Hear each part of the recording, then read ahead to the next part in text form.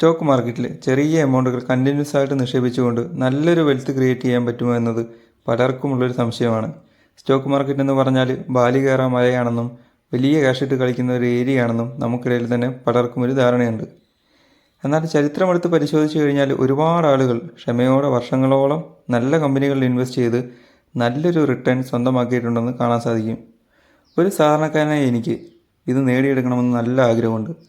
ഒന്നിച്ചൊരു വലിയ എമൗണ്ടൊന്നും ഇൻവെസ്റ്റ് ചെയ്യാനായിട്ട് എടുക്കാൻ നിലവിൽ എൻ്റെ കയ്യിലില്ല. എന്നാൽ എല്ലാ പ്രശ്നങ്ങളും തീർന്നിട്ട് ഇതൊക്കെ തുടങ്ങാമെന്ന് വെച്ചിരുന്നാൽ സമയം കടന്നു പോയിക്കൊണ്ടേയിരിക്കും.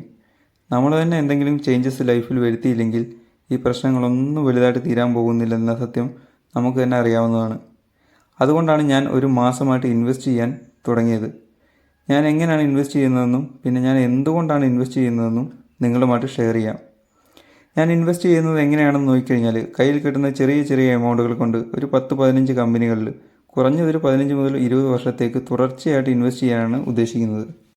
ഞാൻ എൻ്റെ ജീവിത ചെലവിൽ നിന്ന് മിച്ചം പിടിക്കുന്ന ക്യാഷും പിന്നെ ജോലി ചെയ്ത് കിട്ടുന്ന എമൗണ്ടിൽ നിന്നൊരു വിഹിതവുമൊക്കെയാണ് ഇൻവെസ്റ്റ് ചെയ്യുന്നത്. ഇനി എന്താണ് സ്റ്റോക്ക് മാർക്കറ്റിൽ ഇൻവെസ്റ്റ് ചെയ്യാൻ എന്നെ പ്രേരിപ്പിക്കുന്ന ഘടകമെന്ന് ചോദിച്ചു കഴിഞ്ഞാൽ, ഒന്നാമത്തെ കാര്യമെന്ന് പറഞ്ഞാൽ ഞാൻ ഇന്ത്യ എന്ന എൻ്റെ രാജ്യത്തെയും അതിൻ്റെ ഇക്കണോമിയെയും വളരെ പോസിറ്റീവായിട്ട് കാണുന്ന ഒരാളാണ്.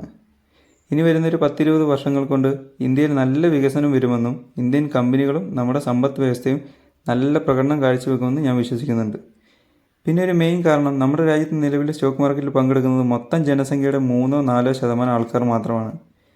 കൊറോണയ്ക്ക് ശേഷമാണ് ഇത്രയെങ്കിലും ആളുകൾ ഇതിനെക്കുറിച്ച് ബോധവാന്മാരായതും നേരിട്ടും അല്ലെങ്കിൽ മ്യൂച്വൽ ഫണ്ട് വഴിയെങ്കിലും നിക്ഷേപങ്ങൾ തുടങ്ങിയതും. അമേരിക്കയിലെ കാര്യം എടുത്ത് നോക്കിക്കഴിഞ്ഞാൽ അമേരിക്കയിലെ 62% ജനങ്ങളും അവരുടെ സ്റ്റോക്ക് മാർക്കറ്റിൽ ഇൻവെസ്റ്റ് ചെയ്യുന്നുണ്ട്. ഏറ്റവും കൂടുതൽ ജനസംഖ്യയുള്ള നമ്മുടെ അയൽ രാജ്യം ചൈന എടുത്തു കഴിഞ്ഞാൽ അവിടെ 13% ആളുകൾ ഇൻവെസ്റ്റ് ചെയ്യുന്നുണ്ട്. അപ്പോൾ ഒന്ന് ആലോചിച്ച് നോക്കുക, നമ്മുടെ ഈ 4% ഒരു 10% ആയിക്കഴിഞ്ഞാൽ തന്നെ എത്ര വലിയൊരു എമൗണ്ട് ആയിരിക്കും നമ്മുടെ സ്റ്റോക്ക് മാർക്കറ്റിലേക്ക് ഒഴുകിയിരുന്നത്. ഈ വരുന്ന ക്യാഷൊക്കെ എങ്ങോട്ടായിരിക്കും വരുന്നത്? ഒരു സംശയം വേണ്ട, അതൊക്കെ നിലവിലുള്ള നല്ല കമ്പനികൾക്ക് തന്നെയായിരിക്കും പോകുന്നത്. ഇതിൻ്റെ ഗുണം നമുക്ക് ലഭിക്കണമെങ്കിൽ ഇപ്പോഴെങ്കിലും തുടങ്ങേണ്ടത് അത്യാവശ്യമാണ്. നമ്മുടെ നല്ലൊരു ഭാവിക്ക് വേണ്ടി, നമ്മുടെ കുട്ടികളുടെ ഭാവി സുരക്ഷിതമാക്കുന്നതിന് വേണ്ടി ഒരു സാധാരണക്കാരന് സ്റ്റോക്ക് മാർക്കറ്റ് പോലെ വളരെ പ്രോമിസിംഗ് ആയിട്ടുള്ളൊരു മറ്റൊരു മേഖല നിലവിലില്ല എന്നതാണ് വാസ്തവം. പിന്നെ ആളുകൾ എന്താണ് ഇതിൽ നിന്ന് പിന്നോട്ട് വലിക്കുന്ന കാര്യമെന്ന് നോക്കിക്കഴിഞ്ഞാൽ പ്രധാന കാര്യം ഇത് ലാഭനഷ്ടങ്ങൾക്ക് വിധേയമാണെന്നുള്ള മുന്നറിയിപ്പാണ്. ശരിയാണ്, നമ്മളിപ്പോൾ ഇന്ന് ക്യാഷ് ഇട്ടിട്ട് അടുത്ത മാസം അല്ലെങ്കിൽ അടുത്ത വർഷം എനിക്ക് ഇത്ര എമൗണ്ട് വേണമെന്ന് പറഞ്ഞാൽ അത് നടക്കുന്ന കാര്യമില്ല. കാരണം ആ സമയത്ത് മാർക്കറ്റ് ഇടിഞ്ഞിരിക്കുന്ന സമയമാണെങ്കിൽ എന്തായാലും നമുക്ക് നഷ്ടം വരും. എന്നാൽ ക്ഷമയോടെ കാത്തിരിക്കുന്നവർക്ക് എത്ര ഉയർച്ച താഴ്ചകൾ ഉണ്ടായാലും അവസാനം വലിയ റിട്ടേണാണ് ഇന്ത്യൻ സ്റ്റോക്ക് മാർക്കറ്റ് നൽകിയതെന്ന് കഴിഞ്ഞ കാലത്തെ കണക്കുകൾ എടുത്ത് പരിശോധിച്ച് കഴിഞ്ഞാൽ മനസ്സിലാവും. ഞാൻ നിലവിലെ 8 കമ്പനികളിലായിട്ട് 6730 രൂപ ഇൻവെസ്റ്റ് ചെയ്തിട്ടുണ്ട്. 500, 300, 1000, 2000 ഇങ്ങനെയൊക്കെയാണ് ഞാൻ ഇൻവെസ്റ്റ് ചെയ്യുന്നത്. ഇനി കുറച്ച് കമ്പനികളിൽ കൂടെ ഇൻവെസ്റ്റ് ചെയ്യാനുണ്ട്. ഈ സ്റ്റോക്കുകളൊക്കെ ഞാൻ കയ്യിൽ ക്യാഷ് വരുമ്പോൾ മേടിച്ചുകൊണ്ടേയിരിക്കും.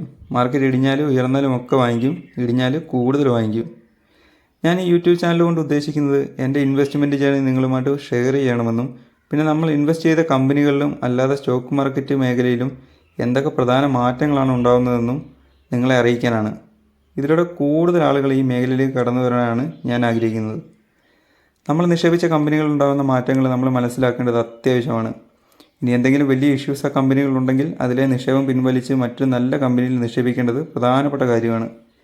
ഞാൻ ഏതൊക്കെ കമ്പനികളാണ് നിലവിൽ ഇൻവെസ്റ്റ് നടത്തിയിരിക്കുന്നതെന്നും അതിൻ്റെ ഡീറ്റെയിൽസും അടുത്ത വീഡിയോയിൽ ഷെയർ ചെയ്യാം. പിന്നെ ഓരോ തവണ ഇൻവെസ്റ്റ് ചെയ്യുമ്പോഴും എത്ര ക്യാഷ് ഇട്ടു, ഏതൊക്കെ സ്റ്റോക്ക് വാങ്ങിച്ചു എന്ന കാര്യങ്ങളും പിന്നെ പ്രധാനപ്പെട്ട അപ്ഡേറ്റ്സുകളും ന്യൂസുകളും ഒക്കെ നിങ്ങളുമായിട്ട് ഈ ചാനലിലൂടെ ഷെയർ ചെയ്യുന്നതായിരിക്കും. എൻ്റെ കൂടെ ഈ യാത്രയിൽ പങ്കെടുക്കുവാൻ എല്ലാവരും ഞാൻ സ്നേഹത്തോടെ ക്ഷണിക്കുന്നു.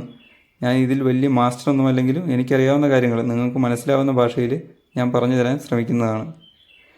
കൂടുതൽ കാര്യങ്ങളും അപ്ഡേറ്റ്സുകളൊക്കെ അറിയാൻ ചാനൽ സബ്സ്ക്രൈബ് ചെയ്ത് സപ്പോർട്ട് ചെയ്യണം. അതുപോലെ നോട്ടിഫിക്കേഷൻ ഓൺ ആക്കി വെക്കണം. Thanks for watching. അടുത്ത വീഡിയോയിൽ കാണാം. ബൈ.